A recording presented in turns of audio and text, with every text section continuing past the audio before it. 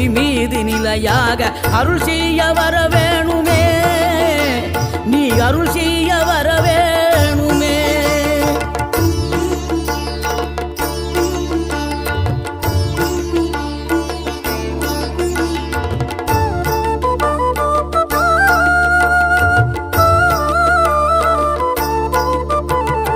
இகழ்தலையும் புகழ்தலையும் ஒரு முகமாய் கருதும்படி செவி உரைத்த முத்து குமரன், நீ வறுமையையும் வளமையையும் சமநிலையை உணரும்படி மதி கொடுத்த செல்வ குமரன்.